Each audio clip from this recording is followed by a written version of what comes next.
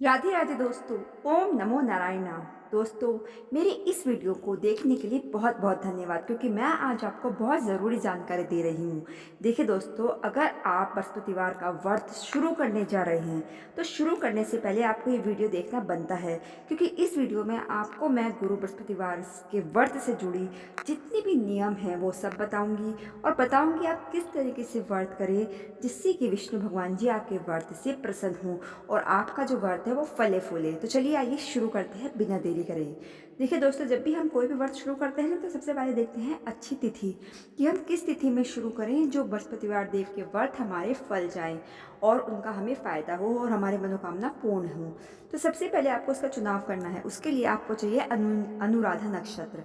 वो नक्षत्र आपको देखना है पंचांग में कि वो अनुराधा नक्षत्र गुरुवार के दिन कब पड़ रहा है और जिस दिन शुक्ल पक्ष हो। ये तीनों चीज़ आपको देखनी है, शुक्ल पक्ष, अनुराधा नक्षत्र और गुरुवार का दिन। ये तीनों दिन जिस दिन हो उस दिन आपको बिना देरी करे हुए व्रत को रखना शुरू कर देना चाहिए।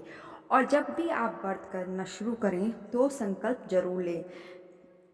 ये तो हो गई कि आपके लिए कौन सा दिन सबसे ज़्यादा उचित है गुरुवार का व्रत रखने के लिए। अब मैं बात करती हूँ कि आप कौन से दिन बृहस्पतिवार का व्रत शुरू ना करें।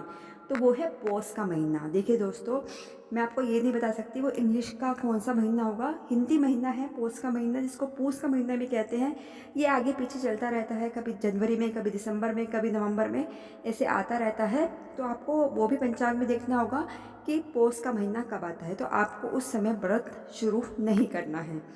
तो ये तो हो गई बात कि आपको कब शुरू करना है और कब नहीं। अब मैं आपको बताने जा रही हूँ कि आपको व्रत कैसे शुरू करना है। जिस दिन भी ये तीनों चीज़ हो जो मैंने आपको बताई, अनुराधा नक्षत्र, गुरुवार का दिन और शुक्ल पक्ष, उस दिन सुबह जल्दी उठिएगा और नहा धो लीजिएगा बिना साबुन लगाए। आपको ध्यान रखना है, आपको साबुन लगा के नहीं नहाना है। एक बस साधारण पानी से नहा लेना है और नहा के आके भगवान जी की पूजा पाठ, मंदिर मंदिर साफ़ करते, जो तुम्हारे आपके खुद के नियम है वो आप जैसे पूजा करते हो रोज़ वैसे करें। बस विष्णु भगवान जी की अगर प्रतिमा है उनके आगे आपको हल्दी लेनी है। हल्दी, गुड़, चना, मुनक्का, पीला पीताम्बर के लिए डोरी, पीले फूल, ये सब सामग्री आप एकत्रित कर लीजिएगा पहले से ही। एक दिन पहले ही आप हर चीज़ का ध्यान रखिएगा कि सब चीज़ होनी चाहिए। फिर उसके बाद जो हल्दी का टिक्के से पहले आप गंगा जल छिड़किएगा मंदिर में, फिर उसके ऊपर आप हल्दी का टिक्का लगाइएगा। विष्णु भगवान जी की प्रतिमा पे पीले फूल चढ़ाइएगा। जो पीला पीताम्बर के रूप में जो कलावा होता है वो पहनाइएगा भगवान जी को, और उनके आगे गुड़, चना, मुनक्का इनका भोग लगाइएगा, उनके आगे अर्पण कीजिएगा। और उसके बाद आपको करनी है हाथ में गुड़ चना लेके भगवान जी की कथा शुरू करनी है दिया प्रज्वलित करके।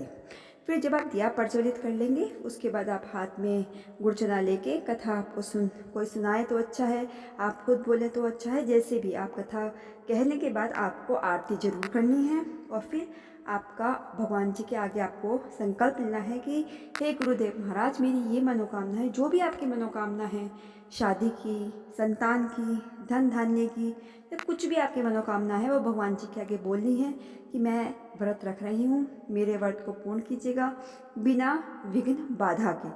आपको ये सब करना है। उसके बाद आपका व्रत हो जाता है शुरू। और आपको ध्यान रखना है कि आप घर में ज़्यादा धुलाई का काम ना करें, बाल कटाने का काम ना करें, नाखून ना कटाएं, कपड़े ना धोएं। कपड़े खाली निचोड़ दें, और जो और कपड़े हैं वो अगले दिन धो सकते हैं आप, ऐसा कर सकते हैं आप। और उसके बाद आपको, आप ही नहीं घर के सारे लोग भी अगर कर सकें तो बहुत अच्छा है। ध्यान रखिए घर में लहसुन प्याज ना बने, अगर बनता है तो आप इसको दूर रहिए इन सब से। और जब आप शाम को व्रत खोलें तो आपको खोलना है गुड़ और चना से। वो कैसे खोलना है आपको, आप विष्णु भगवान जी की जो आप चना और गुड़ चढ़ाए थे ना, उसमें से आपको थोड़ा सा गुड़ चना ले लेना है वहाँ से। और अपने जो आप पहनते हैं, जो दुपट्टा वगैरह पहनते हैं, साड़ी पहनते हैं, उसमें थोड़ा सा गुड़ चना लेके अपने दुपट्टे में बांध लेना है। ठीक है, आप उसको बांध लेना। और जब आप शाम को आप जब व्रत खोलोगे तो सबसे पहले आप उसके जो चने हैं वो खोलोगे अपने दुपट्टे में से, और वो उसमें से 4 चने निकालने हैं और उसको घर के चारों कोनों में डालने हैं। ठीक है, और उसके बाद आपको थोड़े से और 2-3 चने लेके अपना व्रत खोलना है। और उसके बाद आपने जो भी बनाया हो, बेसन का मीठा खाना है, याद रखना पीला और मीठा आपको खाने में खाना है।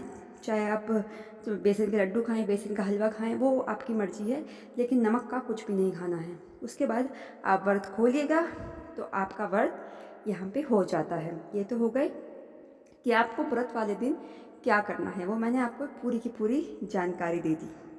तो दोस्तों अब मुझे ये बताइए आपको ये वीडियो कैसी लगी, और अगर आपको ये वीडियो अच्छी लगी हो, जानकारी वाली लगी हो, तो इस वीडियो को और भी बहुत ज़्यादा लोगों में शेयर करें ताकि उनको भी ये ज़रूरी जानकारी गुरुवार व्रत के बारे में पता चले। और दोस्तों मैं आपको बताना चाहती हूँ, मेरे ही चैनल पे गुरुवार व्रत की पूरी कथा है, और जो सबसे प्राचीन आरती है जो आपको कहीं नहीं मिलेगी, सिर्फ इसी चैनल पे मिलेगी, उसका लिंक मैं आपको डिस्क्रिप्शन बॉक्स में दे देती हूँ। वहाँ से आपको आरती ज़रूर सुन लीजिएगा दोस्तों। और एक और बात बताना चाहती हूँ मैं आपको, अगर आप बृहस्पतिवार का व्रत कर रहे हैं तो मैंने आपको बताया ना, भगवान जी की प्रतिमा के आगे कर सकते हैं। लेकिन अगर आपके पास कहीं आसपास केले का वृक्ष उपलब्ध हो या आप जा सकते हो, तो वहाँ पर ज़रूर से ज़रूर जाइए, क्योंकि केले की जड़ को सींचना बहुत ज़रूरी होता है इस व्रत में। प्रतिमा की पूजा मैंने उस हिसाब से कही है कि अगर आप कहीं जा ना पाएँ तो आप घर में ही अपने मन में ही सोच के पूजा कर सकते हैं। लेकिन हाँ, अगर आपके पास केले का वृक्ष है तो आप वहाँ जाकर जल चढ़ाइएगा, केले की जड़ में हल्दी, मुनक्का, गुड़ सब चढ़ाइएगा। और उसके बाद अगर आप वहाँ बैठ के, आपके पास टाइम नहीं है, कथा नहीं कर सकते, तो आप घर आके बैठ के घर पर आराम से कथा कर सकते हैं।